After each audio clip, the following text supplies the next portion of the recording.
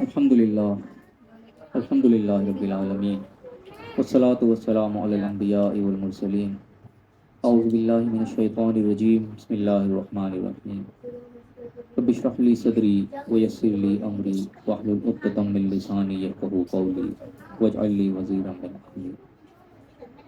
محترم حاضرین و سامعین کرام، السلام علیکم ورحمۃ اللہ وبرکاتہ۔ الحمدللہ آج 24 اگست 2024 کو اللہ کے فضل و کرم سے ایک بار پھر ہم اپنے درس کے اندر جمع ہیں۔ سورہ نام کا مطالعہ ہمارا جاری ہے۔ آیت نمبر 154 تک ہم پڑھ چکے ہیں۔ آج انشاءاللہ آیت نمبر 155 سے ہم اپنے درس کا آغاز کر رہے ہیں۔ آج کا رکوع جو ہے سورہ نام کا آخری رکوع ہے اور نہایت اہم رکوع ہے، بہت دلچسپ بھی ہے اور بڑا توجہ طلب ہے۔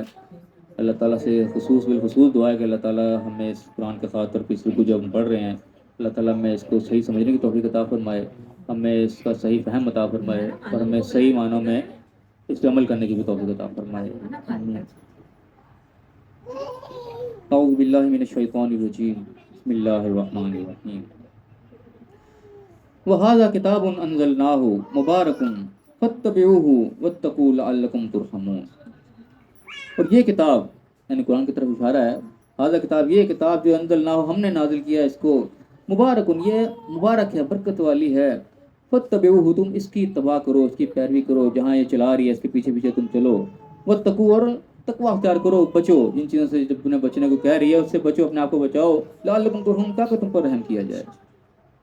سب سے پہلا فارمولہ اللہ تعالیٰ نے رحم حاصل کرنے کا بتایا کہ اللہ تعالیٰ سے ہم رحم کی اپیل کرتے رہتے ہیں، اللہ ہم پر رحم فرما، ہم پر رحم فرما۔ کیسے رحم ہوگا؟ اللہ تعالیٰ نے طریقہ بتایا کہ کتاب جو تمہیں نازل کی ہے اس کی اتباع کرنی ہے، اس کی پیروی کرنی ہے، یہ تمہیں گائیڈ لائن اللہ کی طرف سے ملی ہے کہ اس کے مطابق تم نے زندگی گزارنی ہے، یہ گزارو گے تو تم پر رحم ہو جائے گا خود بخود۔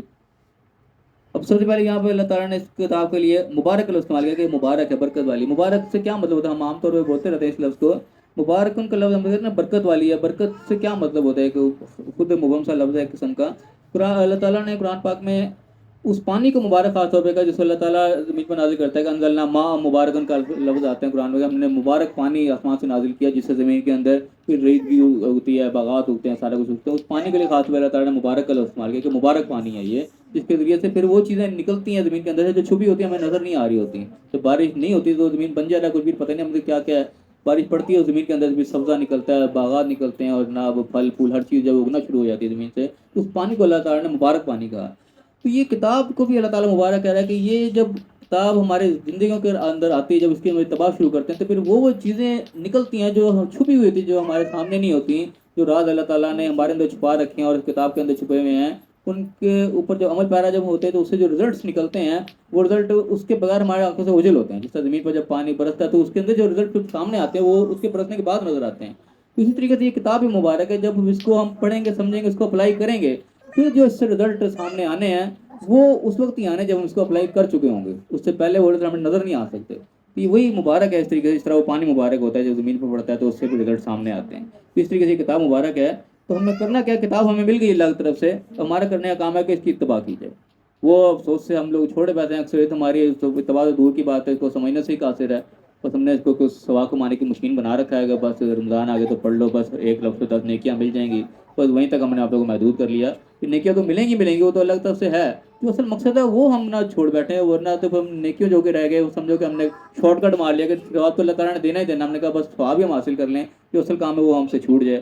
تو اصل تو کام کی تو اللہ تعالیٰ توجہ دلا رہا ہے کہ کتاب ہم نے نازل کر دی، فاتبعوہ تم اس کی اتباع کرو، اس کی پیروی کرو، جہاں یہ چلا رہی ہے اس کے پیچھے چلو، اور پھر تقویٰ اختیار کرو گے، بچو گے ان چیزوں سے، جس چیز کے بچنے کا تمہیں حکم ملے گا تو تم پر رحم بھی ہو جائے گا۔ پھر اور بات اللہ تعالیٰ نے کیوں کہ تمہیں کیوں بات بتائی جا رہی ہے، ان تقولوا کہ تم بعد میں یہ نہ کہنا کہیں کہ انما انزل الکتاب علی طائفتین من قبلنا، کہ بے شک ہم سے پہلے جو دو بھاری جماعتیں تھیں، بڑی جماعتیں تھیں، ان کے اوپر تو کتاب نازل ہوئی تھی، وَإِن كُنَّا عَن دِرَاسَتِهِمْ لَغَافِلِينَ، اور ہم تو ان کے پڑھنے سے ہی غافل تھے۔ کہ تم قرآن سے پہلے اگر قرآن نازل نہ ہوتا تمہارے بھائی یہ بہانہ تھا بڑا اچھا کہ ہمارے پہلے جو دو بھاری جماعتیں تھیں، یہودی تھے، عیسائی تھے، ان کے پاس تورات اور انجیل نازل کر دی اللہ تو نے، ہم تو اس کے پڑھنے سے غافل تھے، ہمیں پتہ ہی تھا وہ عبرانی زبان میں کس زبان میں، ہم تو اس کو جانتے ہی نہیں تھے۔ تو تم یہ نہ اللہ کے سامنے کل کو بہانہ بنا دینا کہ تم نے کتاب ان کو دی تھی، ہمیں تو کتاب دی نہیں۔ اگر وہ تقول، اور تم بعد میں یہ نہ کہنا کہ لو ان انزل الینا الکتاب، کہ ہم پر بھی اگر کوئی کتاب نازل ہوئی جاتی، لکنہ اہدا منہم، تو ہم ان سے بہت زیادہ ہدایت یافتہ ہو جاتے. یعنی کہ اللہ کے سامنے اس بہانے کو اللہ تعالیٰ نے ختم کیا ہے قرآن دے کے، کتاب دے کے، کہ ہمارے پاس اللہ کے سامنے پھر عذر نہ رہے بات کرنے کا کہ اللہ تم بھی ہمیں ہدایت دیتا تو ہم سے ان سے زیادہ اچھے ہم پرفارم کر کے دکھاتے، ہم ان سے زیادہ جو ہے ہدایت یافتہ بن کے دکھاتے. اللہ تعالیٰ نے اس عذر کو ختم کر دیا کہ اللہ تعالیٰ نے کتاب نازل کر دی، ساری چیز بتا کے تمہارے ہاتھ میں تھما دے کہ یہ ہے طریقہ کار، اب گزارو اس کے اوپر زندگی. تو اللہ فرمایا کہ فقط جاءکم بینۃ من ربکم، تو تمہارے رب کی طرف سے تمہارے پاس بینہ، واضح دلیل جو آ چکی، وہدی و رحمت، اور ہدایت اور رحمت اللہ کی طرف سے آ گئی.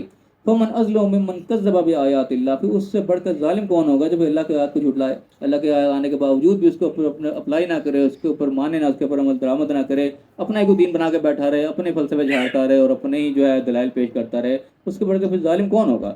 وہ صدف عنہا، اور اس سے روگردانی کرے، یعنی کہ جو اللہ کا احکامات ہے ان کو چھوڑ دے اور اپنے ہی بنائے ہوئے کو دین کو نافذ کرنے بیٹھ جائے، اس سے بڑھ کر ظالم کون ہوگا. سنجزی الذین یصدفون عن آیاتنا، تو پھر بہت جلد ہم ان کو بدلا دیں گے ان لوگوں کو جو ہماری آیات سے انحراف کرتے ہیں. سوء العذاب، بہت برا عذاب، بہت بری سزا، بما کانوا یصدفون، کیونکہ انہوں نے اس سے انحراف کیا، انہوں نے روگردانی کی. تو اللہ کہہ رہا ہے جلد پھر ہم ان کو سخت عذاب میں پھر مبتلا کریں گے. اب یہاں پہ اللہ تعالیٰ نے یہ نہیں کہ اگر قیامت کے دن مبتلا کریں گے، عذاب یہاں پہ بھی شروع ہو سکتا ہے. اب کسی کو مہنگائی کا عذاب آ رہا ہے، کسی کو بیماریوں کا عذاب آ رہا ہے، کسی کو نئی سے نئی بیماری روز نکل رہی ہے جن کو بھی نام بھی نہیں سناتی. اللہ کے عذاب کے مختلف شکلیں ہیں، سزا ہے نا، عذاب کا مطلب سزا ہے، کوئی بھی ضروری نہیں کوئی آسمان سے پتھر ہی پڑ جائیں گے تو اسی کو عذاب کہا جائے گا. عذاب کوئی بھی سزا جو بھی اللہ کی طرف سے آئے گی وہ عذاب ہی کہلائے گی اللہ کے جو عربی کے اندر وہ. تو اللہ کہا ہے جب ہم آیات سے انحراف کرو گے، اس کو جھٹلاؤ گے، اس کا حق جب وہ ادا نہیں کرو گے، پھر اللہ کی طرف سے پکڑ آئے گی، سزا آئے گی، عذاب آئے گا. پھر تو ہم سب اپنا اپنا جائزہ لیتے چلے جائیں کہ ہم اللہ کے آیات کو کتنا ہم پڑھتے ہیں اور کتنا سمجھتے ہیں، کتنا پر عمل پیرا ہوتے ہیں، کیا ہمارا یعنی کہ کس چیز کے مستحق اپنے آپ کو ٹھہراتے ہیں. تو اللہ تعالیٰ کا جو قانون جو ہے وہ تو اٹل ہیں. اللہ تعالیٰ نے ایک قانون بنا کے سمجھا ہمیں دے دیا، تم یہ کرو گے تو اس کا نتیجہ یہ نکلے گا. تو وہ اپنی جگہ پہ اٹل ہے، تو اس نے نہیں ہلنا اپنی جگہ سے. جو اللہ نے قانون بنا کے دے دیا اس نے اسی طرح عمل درآمد ہونا ہے. اچھا کام کرو گے اس کا اچھا بدلہ ملے گا، برا کرو گے بدلہ برا ہی ملنا ہے، برائی کا بدلہ اچھا نہیں ملے گا کبھی بھی. تو اللہ نے کہا جو آیات سے انحراف کرے گا تو اللہ کی طرف سے سزا ملے گی ان کے انحراف کے بدلے میں. اگر میں حل ینظرون الا ان تاتیہم الملائکۃ، تو اب کس چیز کا انتظار کر رہے ہیں کہ ان کے پاس فرشتے سامنے نازل ہو جائیں. اب وہ ان کے جہاں دعوت دی تھی آپ صلی اللہ علیہ وسلم تو وہ بات کو نہیں مانتے تھے، معجزات مانگتے تھے کہ آپ کے اوپر فرشتے اتر کے آئیں، یا وہ معجزے دکھائیں، جس طرح موسیٰ علیہ السلام دکھاتے تھے، سانپ کو لاٹھی کو سانپ بنا دیا، یا عیسیٰ علیہ السلام مردے زندہ کر دیے، اس قسم کی چیزیں وہ مانگا کرتے تھے. تو اللہ تعالیٰ کہہ رہے کہ ہر چیز تو کھول کے بیان کر دی، کرنے والے سے وہ بتا دیے. اب بھی تم مانے تو انتظار کس چیز کا کہ وہ فرشتے اتر آئیں، پھر وہ یاتی رب کہتا ہے رب خود آ جائے، او یاتی بعض آیات ربک، یا پھر تیرے رب کی کوئی ایسی نشانی آ جائیں.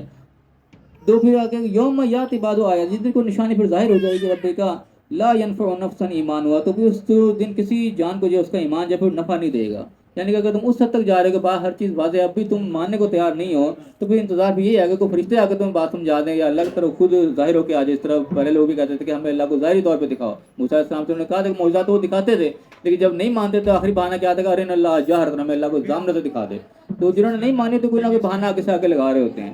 تو ان کے سارے معجزات پورے ہو جاتے تھے، انہوں نے آخری یہ مانگ لے کہ ہمیں اللہ کو سامنے سے دکھاؤ پھر ہم مانیں گے. تو یہاں وہ سامنے والی بات نہیں، اس سے پہلے پوائنٹ پڑے ہوتے ہیں میں یہ معجزہ دکھاؤ وہ معجزہ دکھاؤ. تو اللہ تعالیٰ بتا رہا ہے یہاں پہ کہہ رہا ہے کہ اگر تم نے اسی چیز کا انتظار کرنا ہے کہ فرشتے اتر آئیں، اللہ تعالیٰ کو سامنے آ جائے، تو پھر جب وہ وقت آ جائے گا پھر کوئی ایمان پھر فائدہ نہیں دے گا. لم تکن آمنت من قبل، جو اس سے پہلے ایمان نہیں لایا نا، تو پھر فرشتے دیکھ کے اگر وہ ایمان لائے گا تو اس کا ایمان وہاں پہ قبول نہیں ہوگا. جیسا فرعون کے اوپر جب واضح موت کا وقت سامنے آ گیا تو اس وقت اس نے ایمان قبول کیا تھا، لیکن اس کا ایمان اس کو فائدہ نہیں دے سکا اس دن. تو اس طریقے سے انسان بھی جب وہ موت کے فرشتوں کے سامنے دیکھ لے گا، یا ایسی کوئی چیز اس کے اگلی دنیا کے اوپر کھلنا شروع ہو جائے گی، اس وقت اس کا ایمان جو ہے پھر وہ قابل قبول نہیں ہوتا. تو اللہ یہ بات بتا رہا ہے کہ اگر تم اس چیز کے انتظار میں تو پھر سن لو، اس وقت اگر وہ سامنے آ گئے تو پھر یہ مہلت ختم ہو جائے گی، اس دن ایمان لانا کوئی فائدہ نہیں دے گا اس شخص کے لیے جو اس سے پہلے ایمان نہیں لایا. او کسبت فی ایمانہا خیرا، یا اس نے اپنے ایمان کے اندر کوئی خیر نہیں کمائی. یہ بات غور طلب ہے کہ ایمان تو تھا اس کے پاس، لیکن اس ایمان سے اس نے کوئی خیر اکٹھی نہیں کی، اس ایمان کے مطابق اس نے کوئی عمل نہیں کیا. ایک تو وہ نا جس نے ایمان قبول نہیں کیا، وہ غیر مسلم ہے کوئی بھی ہے، وہ تو ویسے ہی اس کا پتہ کٹ گیا، اس نے ایمان قبول ہی نہیں کیا اور موت کا فرشتہ نظر آ گیا تو کام ختم. ایک وہ بھی ہے جو ایمان قبول کیے بیٹھا ہے، لیکن اس ایمان سے اس نے کوئی آؤٹ پٹ ہی حاصل نہیں کی، کچھ کمایا ہی نہیں، اس نے کوئی خیر اس نے بھلائی کمائی ہی نہیں، اس کے ساتھ اس کے یعنی کہ عمل نے ساتھ ہی نہیں دیا. وہ بس ایک کاغذی مسلمان بن کے رہ گیا، جو عمل والے کام تھے وہ اس نے کیے ہی کوئی نہیں. دیکھیے ہماری اکثریت آج یہاں پہ ہے، یعنی کہ نافرمانی ہو رہی ہے تو شرک بھی ہو رہا ہے، مال بھی کھائی جا رہے ہیں حرام طریقے سے، ہر چیز الٹا کام جو ہے وہ کر رہے ہیں، کیا کہ مسلمان ہیں پھر بھی. ایسے مسلمانی کا بھی کوئی فائدہ نہیں، پھر ایسی مسلمانی اللہ کو کوئی قبول نہیں ہے پھر، جس کے اندر عمل ہی کوئی نہیں ہے، اللہ کی فرما برداری آئی کوئی نہیں، نام کا مسلمان کسی کام کا نہیں ہے. پھر تو اللہ کہہ رہا ہے کہ ایمان تو تھا کہ لیکن اس سے کوئی خیر اس نے اکٹھی نہیں کی، خیر کوئی نہیں کمائی، تو وہ بھی فارغ ہے، اس کو بھی کوئی کچھ نہیں ملنے لگا. پھر تو فرمایا کہ یہاں تک کی بات آ گئی بالکل انتظر، پھر ان سے کہہ دو کہ پھر تم انتظار کرو، انا منتظر، ہم بھی پھر انتظار کر رہے ہیں. یعنی کہ جو حجت تمام ہوتی ہے وہ اللہ کی طرف سے ہوگی، جو باتیں اللہ تعالیٰ نے بتانے تھے وہ بتا دی، راستہ تو اوپر واضح کر دیا، اب تو بات عمل کرنے کی ہے. اب اگر تم عمل نہیں کرو گے اور انتظار اسی کو کہ ٹھیک ہے جو دیکھی جائے گی جب ہوگا، تب دیکھی جائے گی بات ہے، ٹھیک ہے پھر انتظار کرو، ہم بھی انتظار کر رہے ہیں، دیکھی تو پھر جائے گی، وہ تو وقت آنا ہی آنا. پھر اس کے بعد اگلی جو یہ آیت آ رہی ہے، آیت نمبر 159، یہ خاص طور پہ بڑی اہم آیت ہے اور بڑی توجہ طلب آیت ہے. اس میں اللہ تعالیٰ کیا کہہ رہے گا، ان الذین فرقوا دینہم، بے شک وہ لوگ جنہوں نے اپنے دین کو فرق ڈال لیا، فرقہ بنا دیا اپنی دین کے اندر، وکانوا شیعاً، اور پھر وہ گروہ گروہ بن گئے، پارٹی بن گئے. لستا منہم فی شیئن، اللہ تعالیٰ کے نبی سے اللہ تعالیٰ مخاطب کہہ رہے ہیں کہ لستا منہم فی، آپ کو ان سے بھی کوئی سروکار نہیں، آپ کا کوئی واسطہ نہیں، کوئی تعلق نہیں ہے. انما امرہم الی اللہ، ان کا معاملہ پھر اللہ کے سپرد ہے. ثم ینبئہم بما کانوا یفعلون، پھر اللہ تعالیٰ ان کو خبر دے گا جو کچھ بھی وہ کام کرتے رہے. یہ یعنی کہ انتہائی سخت آیت ہے. اس کے اندر یعنی کہ ہمارے اس موجودہ دور کی طرف خاص طور پہ صاف ستھرا اشارہ ہے. موجودہ کے پہلے سے بھی ہوتا ہے، ہر نبی کے دور کے اندر لوگوں نے اس طریقے سے اختلافات کیے، آپس کے اندر جھگڑا پیدا کیے. آج ہم اسی لعنت کا ہم لوگ بھی شکار ہوئے بیٹھے ہیں. یہاں پہ بھی فرقہ بندی اپنے عروج کے اوپر ہے. تو یہ آیت فرقہ بندی کا بڑی یعنی کہ کھلی واضح آیت ہے کہ اللہ تعالیٰ بالکل صاف الفاظ میں کہہ رہا ہے کہ ان الذین فرقوا دینہم، دین کا لفظ ہے کہ جنہوں نے اپنے دین میں فرق پیدا کر لیا، اپنے دین سب نے الگ الگ بنا کے بیٹھ گئے. تو خالی یہاں پہ بات نہیں رکی، وکانوا شیعاً، ان پہ گروہ بھی ہو گئے، ہر گروہ اپنا بنا کے بیٹھ گیا. اس کو یعنی کہ اور آیات کے اندر بھی اس چیز کو واضح کیا گیا ہے کہ کل حزب بما لدیہم فرحون، ہر گروہ جو ہے وہ اپنے اوپر خوش ہے، جو بنا کے بیٹھا ہے وہ سمجھا بس میں ہی سب ٹھیک ہوں، باقی سب جہنمی ہیں. وہ بھی قرآن کی آیت ہے، وہ بھی اسی سے ریلیٹ کرتی ہے. تو یہاں بات بتا دی کہ جنہوں نے اپنے دین میں فرقے بنا لیے اور پھر گروہ بن گئے، پارٹی بن گئے، بات یعنی کہ فرقوں تک محدود نہیں رہی، گروہ الگ الگ ہو گئے. ان کا صاف الفاظ میں اعلان ہے کہ لستا منہم فی شیء، آپ کو ان سے کوئی تعلق نہیں، آپ نہیں ان کے وہ وکالت کریں گے، آپ ان کو بچانے کے لیے نہیں کھڑے ہوں گے. ان کا معاملہ سیدھا تو اللہ کے سپرد ہے، اللہ جانے وہ جانے، آپ بیچ میں سائڈ پہ ہو جائیں گے. تو صاحب لگا لو کہ جس کے معاملے کے اندر پھر نبی ایک سائڈ پہ ہو گئے، نبی نے ہاتھ کھڑا کر لیا، میرا تم سے کوئی واسطہ نہیں ہے، پھر اس کے لیے کیا برہان حال بچے گا، اس کے لیے پھر بچانے والا کون ہوگا. تو یہ بڑی واضح اور بڑی کلیئر کٹ آیت ہے، لیکن اس کے باوجود بھی لوگ اس کے اندر بھی تعویلات کرتے رہتے ہیں اور اپنے فرقہ بندی سے لوگ باہر نہیں نکلتے. جو چھاپ لگا لی، کوئی چھاپ کو چھوڑنے کو تیار نہیں ہوتے. حالانکہ اتنا کھلا الٹیمیٹم اللہ نے شاید کے اندر دیا ہے کہ نبی سے تعلق ختم، ان کا معاملہ اللہ کے ساتھ ہے. پھر ان کو خبر دے گا جو بھی کچھ کرتا ہے، وہ خبر لگ جائے گی. وہاں پھر خبر کیا لگی نہ لگی برابر ہے، پھر تو وہاں پھر سزائی کے تیار ہے، وہاں واپسی اس پر ہے کوئی نہیں. فرمایا کہ من جاء بالحسنۃ، پھر جو اللہ کے پاس نیکی لے کے پہنچے گا، فلہ عشر امثالھا، یہاں پہ اللہ کی رحمت ہے کہ وہ اس کو 10 گنا اس کا دے گا بدلہ. جو اللہ کی طرف ایک نیکی پہنچے گا، اللہ تعالیٰ کو 10 گنا اس کا اجر دے گا. ومن جاء بالسیئۃ، جو برائی لے کے آئے گا، فلا یجزا الا مثلھا وهم لا یظلمون، وہ صرف اسی کی مثل ہی اس کو اس کا بدلہ ملے گا، سزا ملے گی، اس کے ساتھ کوئی ظلم نہیں ہوگا. یہ یعنی کہ اللہ کی رحمت یہاں پہ بتائی جا رہی ہے کہ اللہ تعالیٰ نیکی کو 10 گنا بڑھا کے اس کا اجر دے گا، لیکن برائی جو کوئی کر کے آئے گا اللہ اس کی سزا اتنی ہی دے گا جتنی اس نے برائی کی ہوگی، اس کے ساتھ کوئی ظلم نہیں اللہ تعالیٰ کرے گا. تو اس کے اندر یعنی کہ یہ بھی چیز آتی ہے کہ انسان اگر مثلا کہ وہ چیز کے ریلیٹ کرتی ہے کہ انسان اگر 70 سال 80 سال عمر پا کے یہاں پہ گیا ہے، اس نے جرم اتنے عرصے کیا ہے، تو اس کے بدلے میں اس کو جو جہنم کی سزا ملے گی اگر وہ ہزاروں سال کی ہو جائے گی، یہ بھی ایک ظلم سے اٹیچ کر جائے گا. اللہ تعالیٰ ظلم کسی کے اوپر نہیں کرے گا، جتنی اس کی غلطی ہوگی سزا اس کو اتنی دے گا. تو اس کے اندر کئی چیزیں پہ سوالات اس طریقے سے پیدا ہوتے ہیں. لیکن جو آج پہ ہمیشگی کی آیات ہے کہ ہمیشہ ہمیں جہنم میں رہیں گے، تو اس ہمیشگی سے کیا مراد ہے وہ ایک بعد میں الگ ٹاپک ہے. ہمیشہ سے مراد وہ ٹائم پیریڈ ہے کہ اس کے پیچھے پہلے کسی نے نکلنا یا نہیں نکلنا، جتنا پیریڈ ہے وہ پورا اس کا سزا میں جائے گا. جتنے اس نے 70 سال کی تو 70 سال ہوئی تو سزا بھگتنی پڑے گی. کوئی 50 سال میں 40 سال میں اس کی معافی کوئی نہیں چانس ہے، وہ پوری سزا بھگتے گا. کیونکہ یہاں پہ اللہ تعالیٰ نے بالکل کلیئر کٹ بتا دیا کہ برائی کا بدلہ اللہ تعالیٰ اس سے بڑھا کے نہیں دے گا، اس کے برابر ہی دے گا.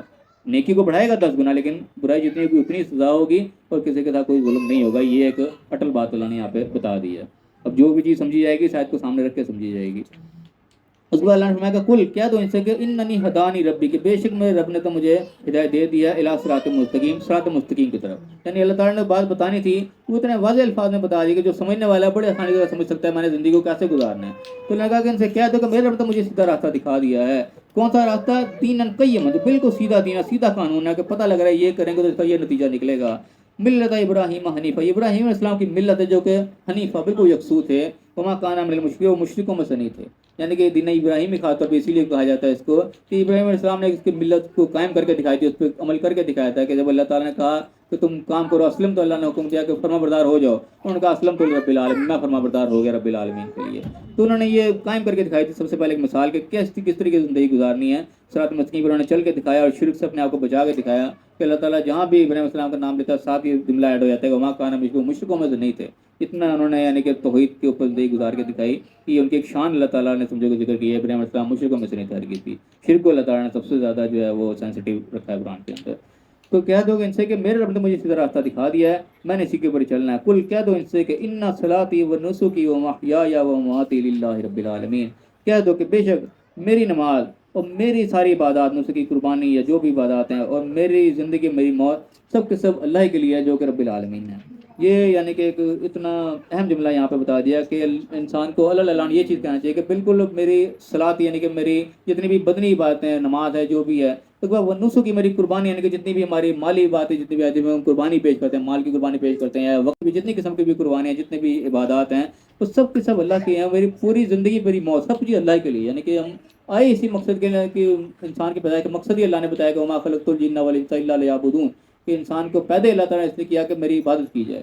تو ہماری پوری کی پوری زندگی جو ہے وہ عبادت کے اندر ہونی چاہیے, اللہ کے لیے ہونی چاہیے. عبادت یہ 5 وقت کی نماز یہ عبادت نہیں ہے خالی, اور جناب روزہ حج کا یہ عبادت کی قسم ہے, چھوٹے چھوٹے اس کے حصے ہیں. کل عبادت یہ نہیں ہے, کل عبادت انسان کی پوری زندگی ہے, کیونکہ عبادت کا معنی غلامی ہے.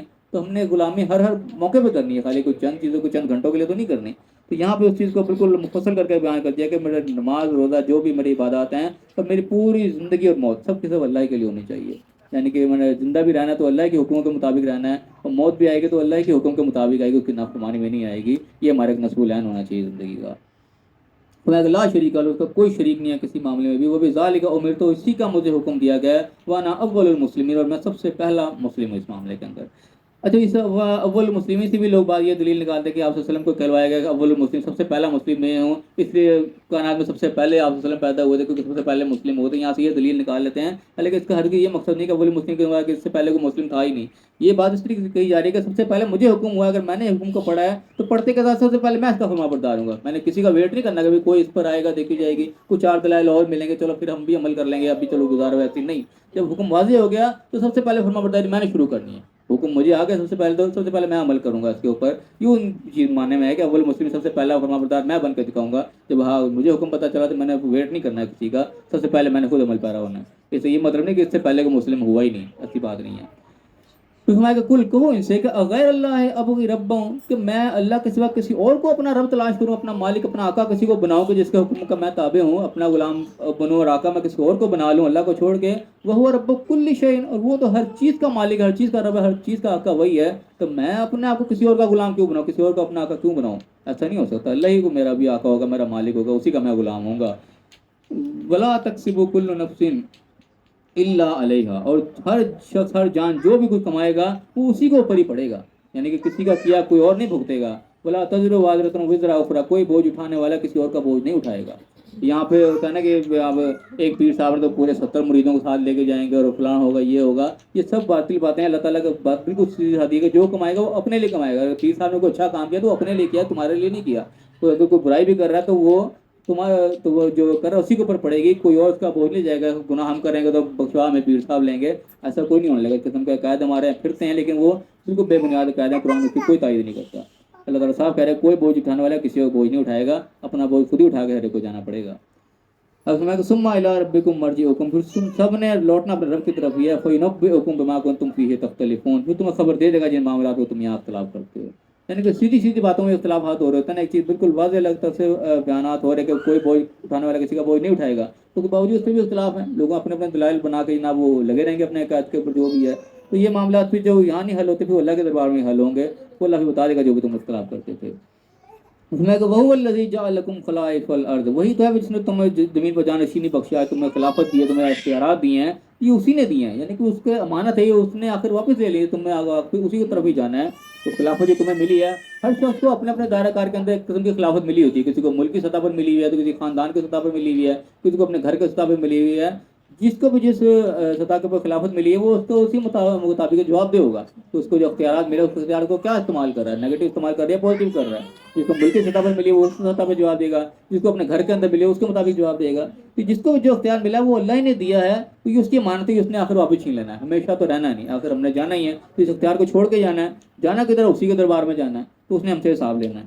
تو فرمایا کہ وہی ہے جس نے تمہیں یہ خلافت دی ہے زمین میں. ورفع بعضکم فوق بعض درجات, اور تمہارے درجات کو ایک دوسرے کے ساتھ بلند کیا ہے, یعنی کہ کوئی اوپر ہے کوئی نیچے ہے, किसी के ऊपर किसी पर ताकत ज़्यादा है, किसी पर माल ज़्यादा है, बाद हम फौका बाद। अच्छा यहाँ पे हम इस लफ्ज़ से भी गौर करें कि जहाँ ऊपर नीचे की बात आती है ना कि ये ऊपर है ये नीचे, वहाँ पे फौका का लफ्ज़ आता है, बाद हम फौका बाद का लफ्ज़, बाद हम अलाबाद और बाद हम फौका बाद, इन दोनों अल्फाज के अंदर भी फ़र्क है।